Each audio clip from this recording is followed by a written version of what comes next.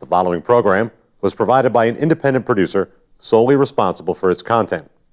The opinions expressed do not necessarily represent the views of this station, its staff, board of directors, or underwriters.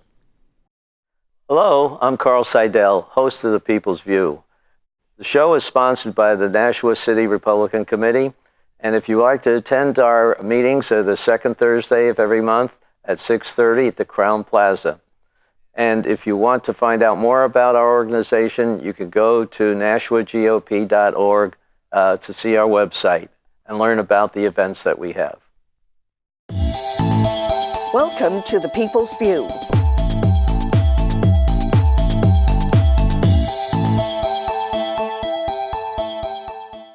Hello, it's Carl Seidel, and I want to say a few words about the Nashua Republican Organization. We meet every second Thursday of the month at the Hampton Inn. And I hope any of you who are interested in some of the politics here in Nashua from the Republican side come down to see us at 6:30 in the evening. Anyway, we also have this show available on the NashuaGOP.org website. You can look at past performances of the people we've had in the past. Our last session was with Gene Chandler, the Speaker of the House, and I think you'll find out what's going on at the legislature. But today we have Glenn Cordelli, who's from the Education Committee. Correct. And Glenn's going to talk to us about the scholarship program and a few other things. Great. Glenn, good to be with you again. Coming. Thank you. Okay, well, I know you've been pretty active in this, and it's a big thing that's been going back and forth until the wording hopefully is straightened out so that the kids can get a good opportunity, I think. Right. This is what's available to them. Correct. Yeah, this bill that we've been working on for a while, SB 193 for education savings accounts, presents a real opportunity for some kids in New Hampshire, I think. Mm-hmm. Last year it passed through the Senate, and this year it's been working its way through the House, as you indicated. It went through the Education Committee, my committee, got voted on by the House and passed by the House, and then sent to the Finance Committee, and it's been there for the past 3 or 4 weeks, and they've been working on it, tweaking the language some, on the eligibility criteria and so forth. And this week it'll come back to the full House for another vote. And unfortunately, last week in full finance, they voted that it should be studied some more, what they call interim study. But this week we're going to try and overturn that and pass this bill because we think it's ready for prime time, and we think that the kids in New Hampshire who would be eligible can really benefit from it. So, well, I think that's something that's very valuable, the fact that this is a scholarship program which allows some of the people who possibly couldn't afford to change schools correct, to get an opportunity to go to some of these other schools that have a different approach on it. I think that's one of the key problems with some of the kids that are in the school they are. That I know from personal experience that not every kid is the same. Some of them have very different ways of learning, and some of them have different ways of communicating even. That's right. They're not getting the options that might really get them interested in being educated. Because that's right. I think that's the worst thing that can happen is a kid goes to school and loses complete interest in it, and that could kill his whole future. Right. With programs from elsewhere in the country, and the stories we've heard, it can really change lives. I remember going to a conference outside of Washington, D.C., and hearing from a young lady who was in a failing school. I think her brother was in jail. Mother said, got to do something, get her into a better school. and was able to get a scholarship for her. And she went to, actually, I think it was a private Catholic school in Washington, D.C. And when she talked to us at the conference, she was about to get her PhD from Syracuse University. How about that? So it can change lives. And right now, this bill that we'll be voting on, SB 193, is really geared to the low-income students. Family income has to be below approximately $45,000. And they would need some help financially to get into another school, a private school, or if they want to use some kind of different learning alternatives, that's possible too. We've seen a lot over the past few years with online courses and things like that. Education is changing. It is. And so with this scholarship, the savings account, parents could use a combination of educational opportunities, whatever they think is best for their child. Because as you said, even in a great school, it's not going to be the right fit for every child. And you've seen it, you said, from your personal experience, and I saw it with my 3 kids. They all learn differently. Yes. And we should encourage that and make the best possible education available to them. Yeah. What problems, I guess, what understanding, I guess you might say, because I think there's so many rumors out there and so many stories that, the people are saying that any program like this is just going to wreck the financial effort of our local schools. Right. Yes, it's unfortunate, some of the information that's being passed around. I think maybe even a few members of our house have bought into some of those stories. But the truth is that it's going to be kids who are in grades 2 through 12 in the public school who want to take advantage of this and whose family income qualifies can sign up to get an education savings account. And what happens is that the money that would have gone from the state to the local district to educate that child would instead go into a savings account for the parents to use to find the best educational opportunity for them. So the impact on the local district is that if, for instance, next September, my child was to leave for education savings account, they would have all the local money, that's not touched, and all the state money. Yeah. The following year, they would also have the state money because state payments to a local district are actually 1 year behind. I see. So in the first year after the child leaves, they would still get the state money. And the year after that, there would be something called a transition grant that the district would get of $1,500 to help transition the finances of the district, to help them smooth over any rough spots in the budget. But you have to remember, they don't have that child there to educate anymore either. That's right. And it's particularly important that a lot of people have missed, even on the Finance Committee, I think, that in particular with special needs children, the state gives more money to the district to educate those children. But in most all cases, the amount that the district has to pay in order to educate that child is higher than what the state provides. So if a child with a disability leaves, they're not going to have the state money, but the local money that would have been used to educate that child is now freed up. They don't have to use that local money anymore to educate that child. So for those children, districts should see a savings. And that's the side of the equation that people are missing in this. And there's also some kind of limitation on the number of children. You're absolutely correct. You've been reading the bill, I guess. Well, I have to you've been studying. I ought to read it. Yep. Yes, in the new finance version, there are caps on the number of students who would be able to leave each year. And the children who would qualify, it's about 27% of the state's enrolled students who would qualify. But then based on the enrollment in each municipality, there would be caps on the number of those eligible students who could leave. For instance, if your town had over 300 students, as I think probably Nashua does. I think a little bit. Yeah. The cap would be 3% of those eligible students could leave in any one year.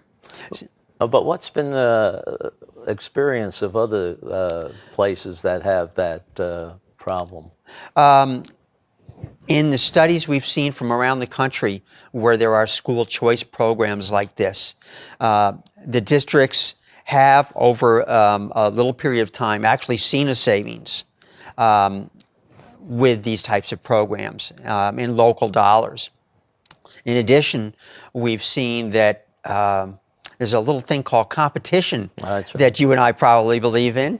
And so when there are school choice programs available, the public schools tend to get a little bit better because they have to compete to keep kids from wanting to find another alternative.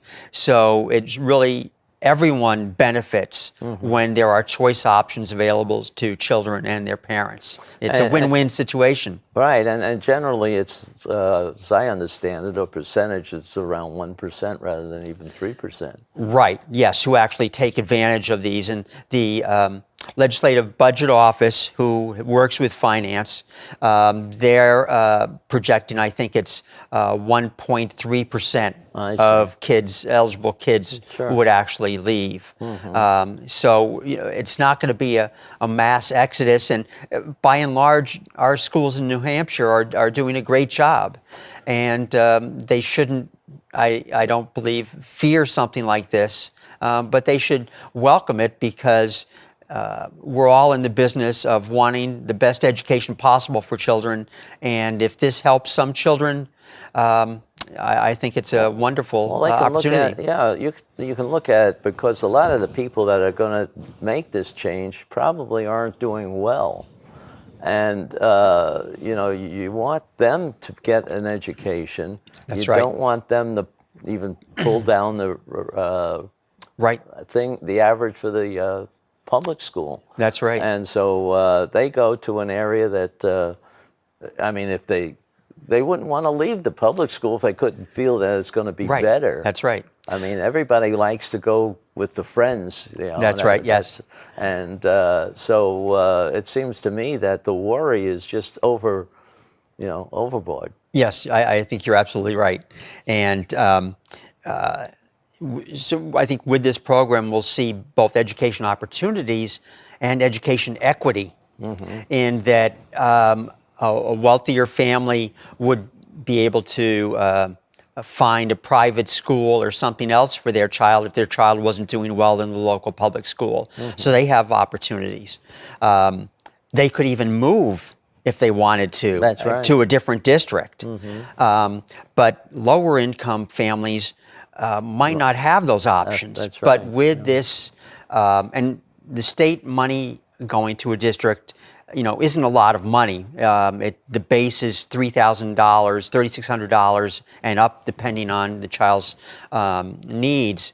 So we're not talking a lot of money, but for a lot of parents, it's just what they need to help them find another alternative for their child, because a lot of private schools then offer scholarships to help between their tuition and the amount that they would get from the savings account. And even people who want to homeschool, it gets a little bit of that. They don't get the same amount, but they get something to help them buy the tools to teach at home. Curriculum or tuition for online classes. They could even go back to their, let's say the local public school had a great math program, for instance. They could knock on the principal's door and say, geez, we'd like to enroll our homeschool child in your math class, in your calculus class or something, Yeah. and work out a tuition payment and use the education savings account to pay for a course at the local public school. I didn't even know that. Yeah. That's something that It hasn't is unique in a way. Yes, and so I think it provides a great deal of flexibility for education in general in the state, and our governor is fully behind it. He's fully supportive of school choices, and it's interesting because he's the first governor in many years that is actually a product of public schools in New Hampshire. So, so I think with the governor's help and with fine representatives as yourself, we're gonna pass this week, and we'll have a great time at the bill signing ceremony. Well, a couple. I hope so too, because I was fortunate enough to go through very good schools, and schools that actually looked to work with different children with different capabilities, let's say, Right. and that learn differently. Yes.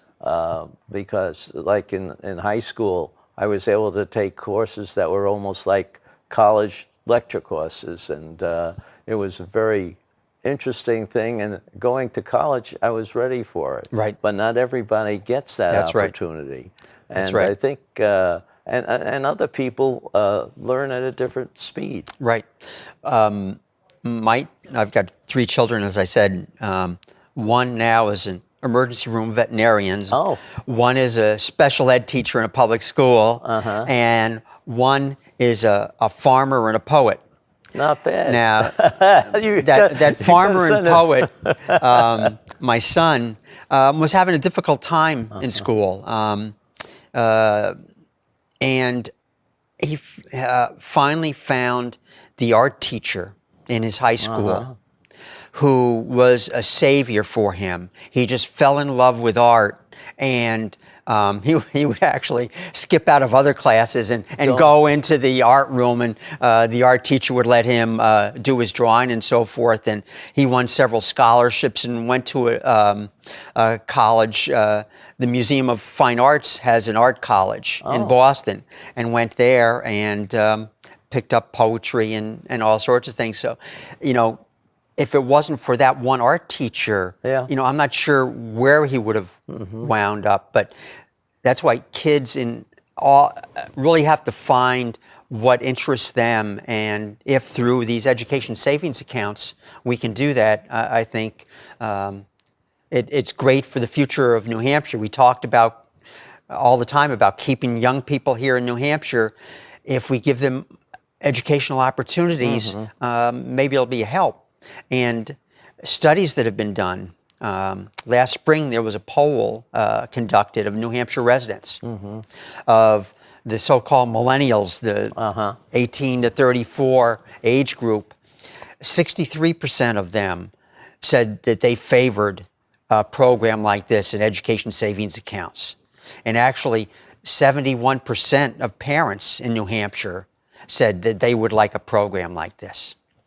Well, we've also had the experience of several years with a program that is similar. That's here correct. in New Hampshire, and it seems that it's doing well. Yes. There's no problem, no schools going broke, and they have the opportunity to go to the different types of schools, because I'm for promoting charter schools too, because they offer different ways of doing things. Yes. It's not that it's better for the student, I guess, is the best way of putting it. It's not to be that different from the public schools. But I've been to a couple here that are in the Nashua area, and they're great. In fact, one of them's won national honors. Yes. And others, I think there's another one that is in the rankings fairly high here in Nashua, and then that happens all over. And you find that when they go out, graduate from high school, that they're going to have better opportunities. I think, for example, I don't know if you've ever been involved with the community colleges here in Nashua, but I think they do a fantastic job, and they have a lot of specialties, and the fact that the specialties are available at different schools. Yes. So, it's not that you have to go to a national community college. You could go to some all the way up in the other end of the state if you wanted to, if they had That's a right. specialty for you.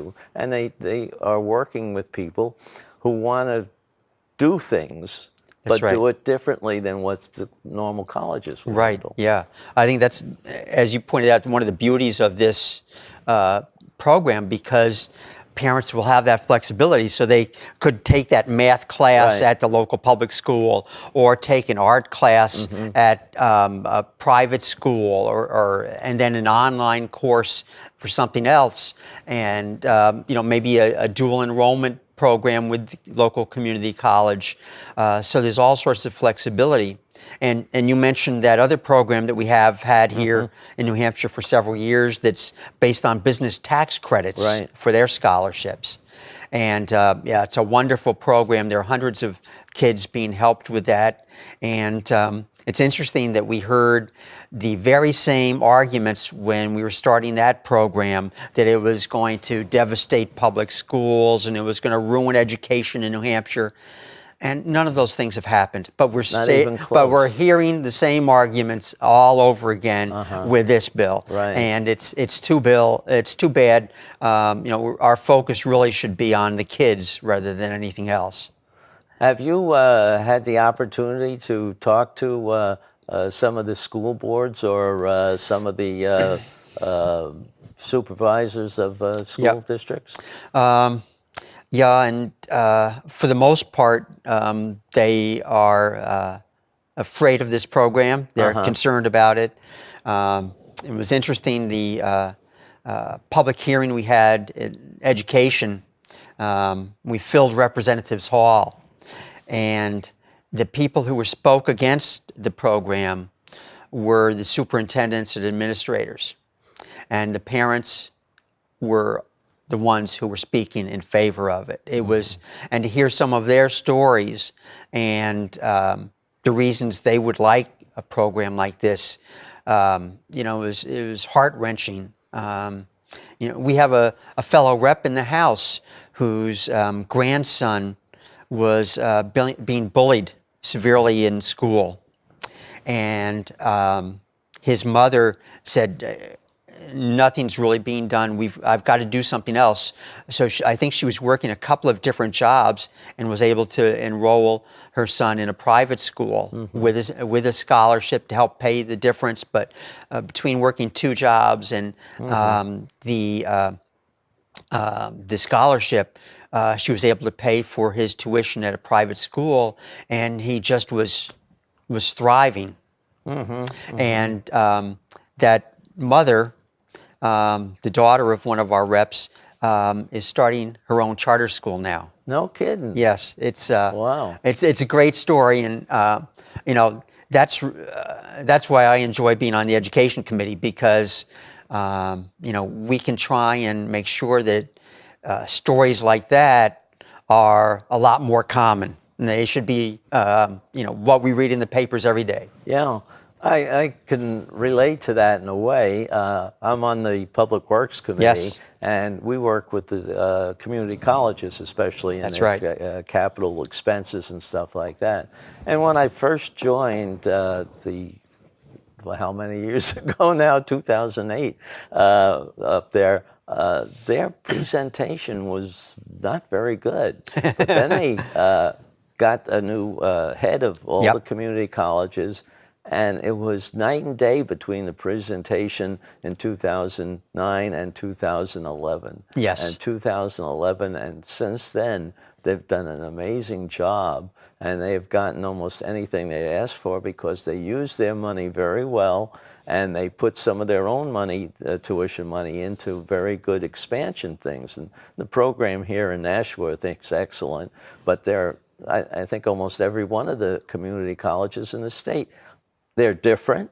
Right. They have different objectives, Right. and they're flexible, much That's more right. flexible than the schools are. Right. And I think they're doing a great job of working with local businesses all Right. over the state to Right. try and help with the needs of local businessmen in terms of educating the community college kids to be graduates and have a career ahead of them. That's right. And working with the public schools, our new, well, not so new, now Commissioner of Education. I guess Yeah. he's been there for over a year at this point. But working with him and others in the legislature, such Right. as both of us, and I think that they're doing a fantastic job, as you say. Yeah, that's Frank Edelblut. Yes. And he's a kind of an active person, isn't he? I know he goes around, we've had him on the show before. Oh, have you? Yeah. And he goes around to all the schools, and so Yes. he gets a firsthand That's view right. of everything. Yes. Yeah. I think most everyone recognizes what a great job he is doing, and is really trying to really better education in the state, and is working, I know, on also making education more transparent, providing more information, is building a new website, and is going to put more information out there so people can see how the schools are doing and what's going on. He's developing a whole department, I guess, redoing it by Yes. getting them involved in the programs completely, so they know a little bit more about it and understand what they supposed to be doing and That's right. helping the schools. That's right. Yes. And this is one of the things that I think we all want. Definitely. Definitely. Yeah. Well, what about some of the other programs in education? What else what's happening there? I mean, you're doing a lot. I know you're one of the busiest departments. Yeah. Well, there was a new federal program, successor to No Child Left Behind, that the state has had to develop a plan to, according to the guidelines from the Federal Department of Education. So we've been working with the department on that, and the department has produced a plan, and we've been working on the statutes and passing legislation to align our programs now with that new state plan. So that's been part of the keys to this year as well. And there again, the commissioner deserves a lot of credit for pulling the department together and reaching out to people and getting input from the entire community in terms of a new state plan for education. I think he's more being a business background. He's looking at it a little bit differently and evaluating what's out there. And if it's good, continue it or improve it. If it's not good, Right. maybe get rid of it, or Right. at least do a radical change. Right, exactly. Change it if it's not working. Yes. Yeah. So I think that's one of the things that, well, maybe some of the other departments might look at that approach, because I think that is lacking in a lot of the different areas. The approach has to be, it's not just hand out money. That's right. It's get your money's worth, I guess is That's the way right. of saying. Yeah, and along those lines, I've been impressed by the people that the governor is bringing in to the State House and to the executive branch to lead these departments. As there's turnover, I think he's made some great selections for his new commissioners, the new attorney general, and even some of the recent Supreme Court picks. I think that the governor is doing a great job in that regard too. Yeah. I've had Charlie Arlinghouse, another commissioner, in here for an interview also, and he's telling us about a number of things that they're doing, and his responsibility really involves almost all the departments. That's right. Yes. And I know they're looking at it much differently in some of the legislation. And I think we've seen it because all the legislation. We've had one of the busiest sessions in my 4 terms up there. Yeah. We're still working. That's right. Trying to Got a few more weeks to go. Yeah. It's a little bit different having as much and there's more discussions, more valuable discussions, although you have too many people too that talk a little bit too long telling us what the story is, because I think people have to realize that when you have an audience of over 400 people, you got to get to the point quickly, and you can't go on and tell stories about it like some of the people do. Yes. But you can be effective in telling in 5 minutes you can be sometimes more effective than 20 minutes. That's right. That's right. Because you might lose the interest of people going on for 15, 20 minutes. So Make your points and get off the stage. Yeah, yeah. So and I think also we're seeing more people trying to get involved in some of the sessions. I think we're getting. We usually don't have a big amount of people coming into our meetings because we have very complicated ones that have to do with the road program, right, and have to do with construction and capital improvements and stuff. But the other ones, your department, I know, is having you have full houses most of the time when I go down there to see what's happening. Yes. I have a bill of interest. Yeah, there have been a lot of people attending public hearings and committee hearings and all this year, which is great. Yeah. Which is really good. Mm-hmm. The more people are informed, the better off we all are, I believe. Well, all this is coming up during the first week in May. That's right. Maybe the second week in May, too. And then, of course, if there's a real problem, we'll have a committee of conference. And that's right. That's even goes all the way till the end of the month. That's right. Yeah, we should end up by the end of May this year. Well, that's nice, too. I think I've had...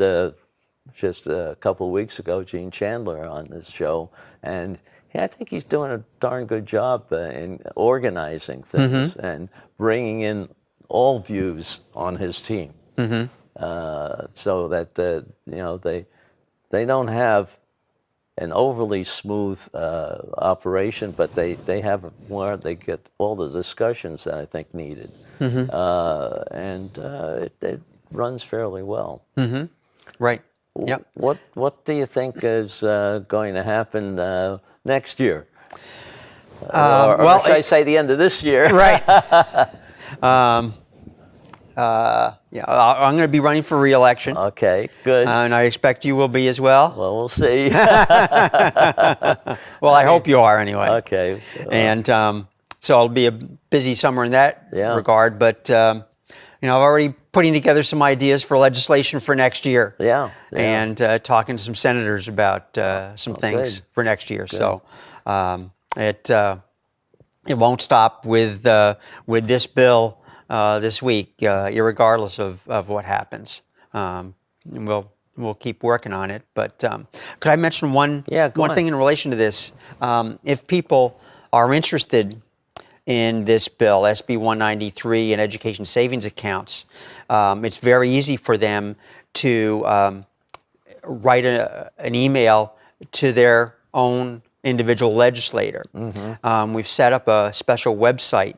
It's a website, www.schoolchoicenh.org. And there's a lot of information about school choice and about education savings accounts and SB 193 there. But also right at the top, there's a little button called Support ESAs, Education Savings Accounts, Today. And if you click on that, it'll bring up a screen and you put in your address and it'll bring up a letter that you can customize to email to your own individual state reps.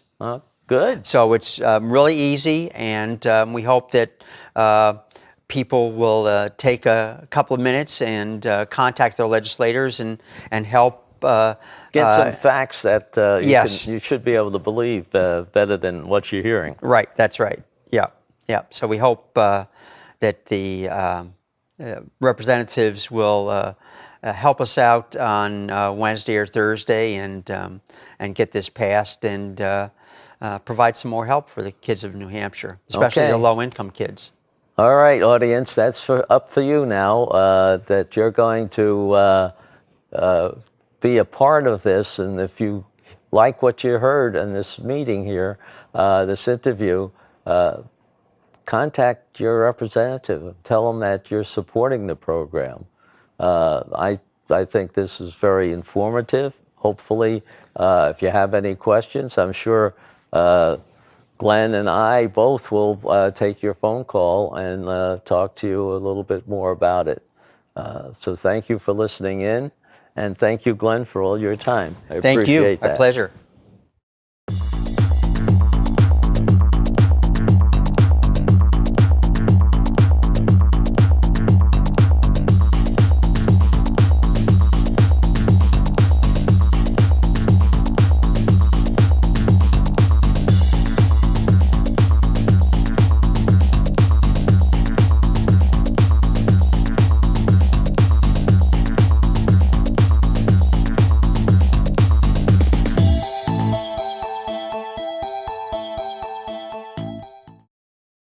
The preceding program was provided by an independent producer solely responsible for its content.